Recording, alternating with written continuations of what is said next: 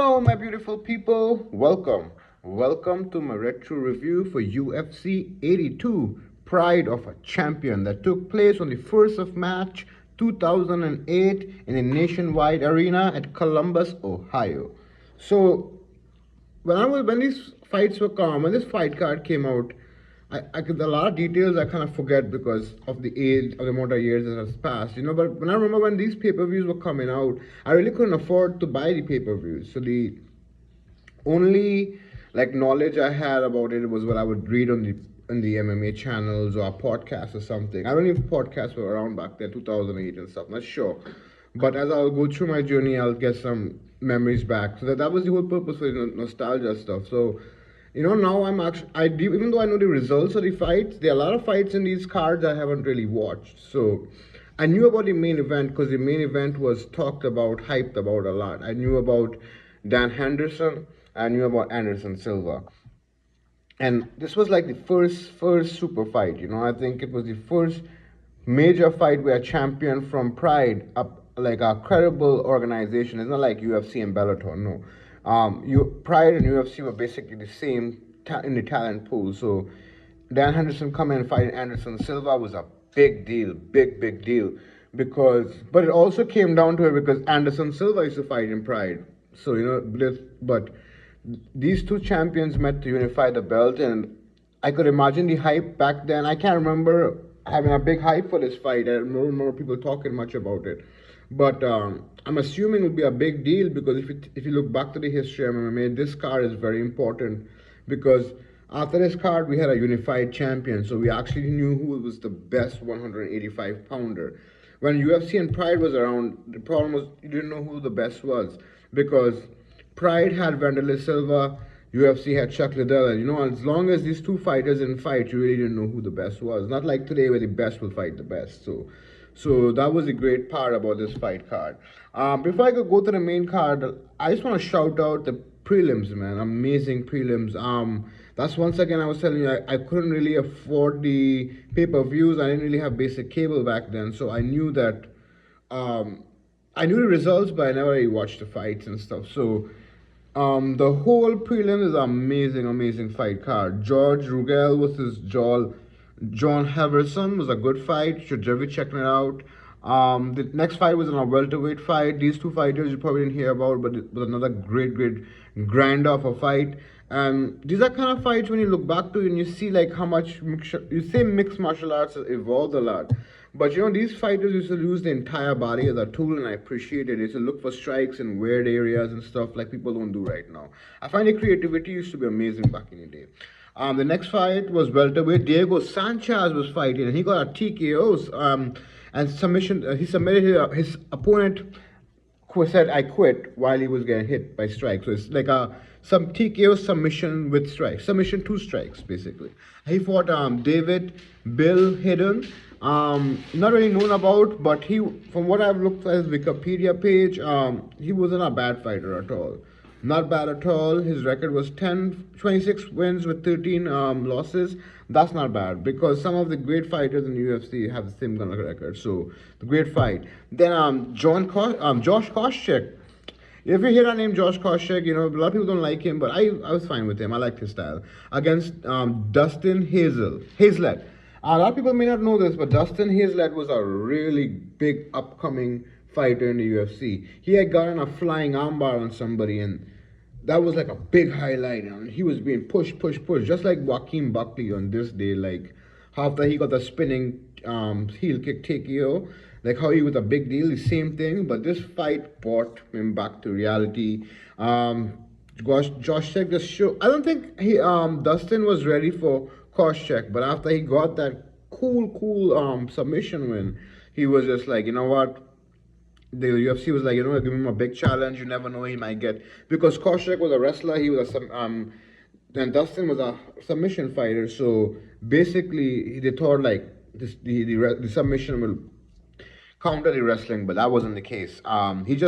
He ended up using better strikes. The second round, he got a TKO, head kick, and punches. Great fight. Definitely check it out. And the main event was Andre Arlovski versus Jake O'Brien. When I saw this it was the main event of the prelims, I was like, what? How come this was not in the prelims?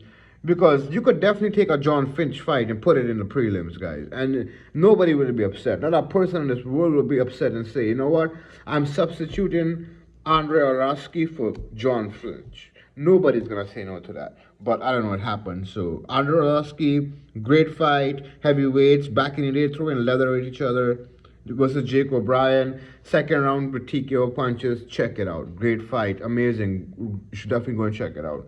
Well, then now we go to the main card, and this is where I was angry why this was on the main card. John Fitch versus Chris Wilson. It was a John Fitch fight, man. Just grinding him. But Chris Wilson had some good from what I heard about John Fitch at this time, that he was a dominant person. But looking back to this fight, he wasn't so dominant. Chris Wilson held his own, but all three rounds, John Fitch has had more aggression, more ground control. Back in the day, like a takedown used to be considered like a knockdown, because of the judging system. Now it's different. It's more about damage. Back in the day, like if you got a takedown, you gotta get beaten up for the whole round. If you basically got like two takedowns and stuff, you gotta win the round. So boring fight, won't recommend it. The next fight is Yusha Makami was in Evan Tanner. This fight. Yusha Makami is a great fighter, but Evan Tanner at this time, if you go back, if right now there's a series going on, the Dark Side of the Cage. That guy should definitely check it out. Definitely check it out. But Evan Tanner's one of the episodes are dedicated to, and he had a tragic ending. So at the time, he wasn't at his best. He was a great fighter, though. He got knocked out by Yusha Wakami, you could imagine, on the second round, but it was a great knee. But Yusha Wakami wasn't really known for his striking, so to get the TKO and Evan Tanner, it could really show you what state of mind he was in that kind of time. I won't recommend it. Wasn't excited. Yusha Nakami is basically known for his wrestling and grappling, not really for his striking. So, if a striker is getting knocked out, it's normally not the most beautiful thing to watch, Headed on to the card, a banger, a straight up banger. Chris Lieben versus Alseko Sakara. I forgot about Sakara. I was a big fan of him. He had really nice boxing, really crisp boxing. And I was a boxing fan before martial arts, because martial arts came in 2007. So I had so much I was only 17.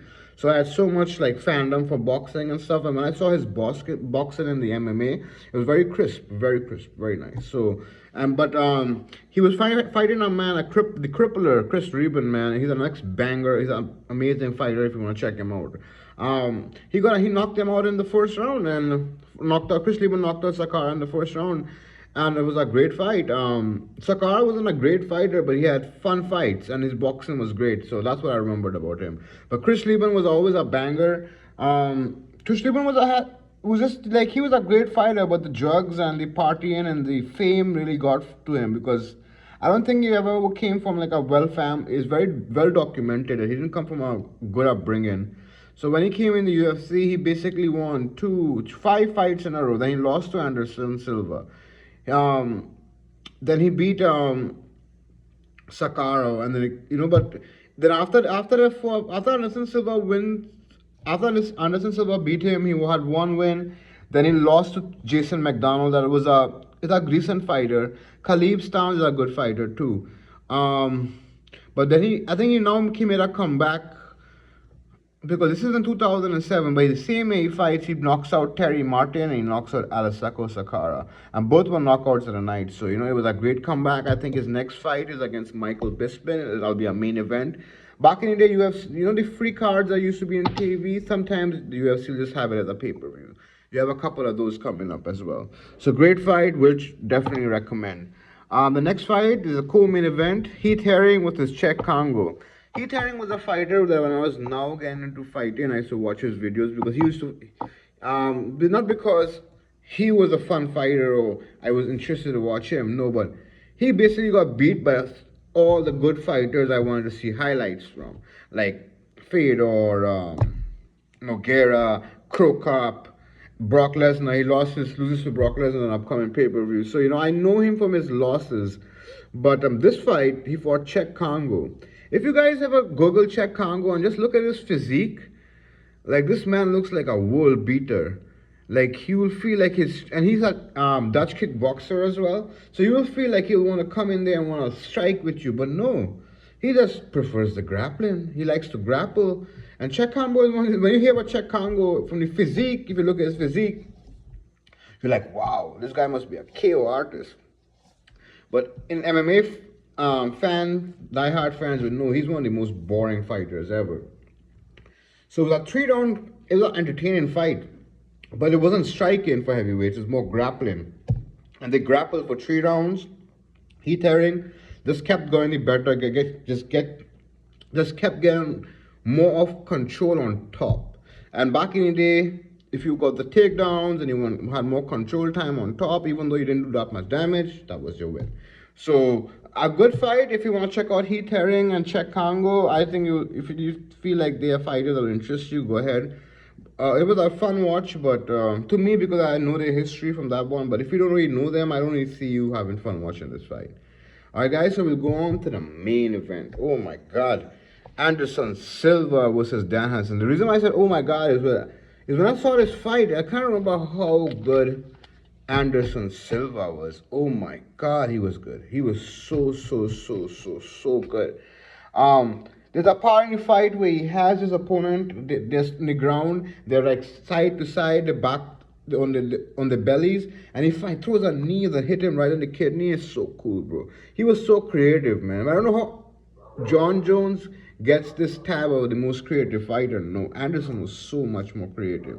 And even Dan Henderson, there were times in his fight he took down Anderson Silva and he didn't look like he was being outclassed by Anderson Silva. No, it was a competitive fight till it lasted. It was skill versus skill. And it came down to the first person who made a mistake would lose the fight. Dan Henderson made a mistake of giving Anderson his back. But the problem he did is because he knows when he's on the ground, he basically lost the round. The strikes on the ground is not going to count. But while Anderson had his back, he threw this crazy back elbow, trying to hit Anderson, and that's the mistake he made. He ended up giving up his back even more. Anderson got him with a rear naked choke in the second round. On the 4 minutes and 52 seconds, so you basically saw 2 good rounds of these elite fighters fighting, and it was worth the money. I really enjoyed it. It was at no point boring. It was so amazing to see Dan Henderson. He was just toe to toe with Anderson Silva. Anderson Silva's striking was so good, so crisp and fluid back in the day, man. It was so beautiful to watch. So you young fighters should check out this card just to see Anderson Silva, man. What a beauty. It was worth every penny. It was worth every second I spent watching this fight card. So here's my review for UFC Retro 82 Pride of a Champion, guys. So I hope you enjoyed it. The next pay-per-view we will be discussing is a next banger of a UFC pay-per-view. UFC 83, Sarah versus St. Pierre. A little background. St. Pierre, Sarah, he won the Ultimate Fighter reality show, and the winner would have got. They were basically, the name of the competition was. I will actually explain more to you when I open the when I do the video. I just don't want to go on and on, but it's a card. You should definitely check it out. So stay tuned, guys, for UFC 83, Sarah versus Pierre 2. And I hope you like this video. I hope you like this review.